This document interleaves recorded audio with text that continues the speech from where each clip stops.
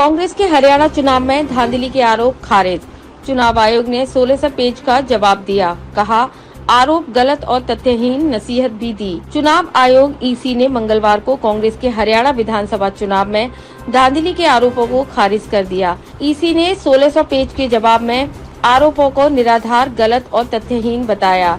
आयोग ने कहा, मतदान और मतगणना जैसे संवेदनशील समय के दौरान गैर जिम्मेदार आरोप लगाने से अशांति और अराजकता पैदा हो सकती है। आयोग ने पिछले एक साल में 5 मामलों का हवाला देते हुए कांग्रेस पार्टी को नसीहत दी और कहा कि आरोप लगाने में सावधानी बरतें और बिना किसी सबूत के इलेक्टोरल ऑपरेशन पर आदतन हमला करने से बचें। राज्य में एक फेज यानी 5 अक्टूबर को मतदान हुआ था और 8 अक्टूबर को रिजल्ट आए थे।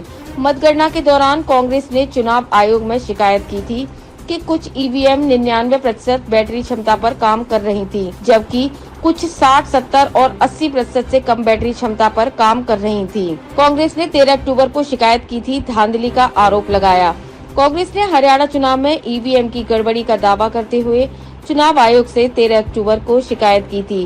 कांग्रेस नेता पवन खेड़ा ने कहा था कि 20 सीटों पर मतगणना के दौरान ईवीएम में गड़बड़ी पाई गई। इन सीटों के उम्मीदवारों ने लिखित और मौखिक शिकायतें दर्ज की थी। कांग्रेस ने इनकी सूची चुनाव आयोग को भेजी है। खेड़ा ने कहा था कि यह अजीब है कि जिन मशीनों में 99% बैटरी चार्ज रही, उन्हीं सीटों पर कांग्रेस उम्मीदवार हारे हैं। वहीं 60 से 70% बैटरी चार्ज वाली मशीन वे हैं जिन पर कांग्रेस उम्मीदवार जीते हैं।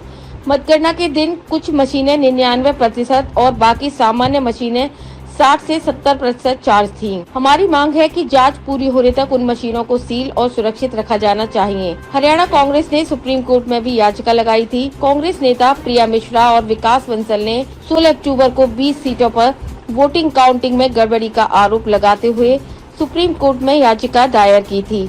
हालांकि 17 अक्टूबर को अदालत ने इसे खारिज भी कर दिया था। याचिका में कहा गया था कि चुनाव आयोग ने ईवीएम से हरियाणा में चुनाव कराए हैं, उसी के आधार पर रिजल्ट भी घोषित किए हैं, मगर कुछ ईवीएम 99% बैटरी क्षमता पर काम कर रही थी, जबकि कुछ 60 से 70 और 80% से कम बैटरी क्षमता पर काम कर रही थी। याचिकाकर्ताओं ने कहा कि कुछ ईवीएम में काउंटिंग वाले दिन भी 99% बैटरी थी। हरियाणा में आम आदमी पार्टी अपनी तीसरी कोशिश में भी फेल हो गई है। पार्टी ने 88% पर कैंडिडेट उतारे थे, लेकिन कोई नहीं जीत सका। हालांकि आपने 5 सीटों पर कांग्रेस के साथ खेल कर दिया।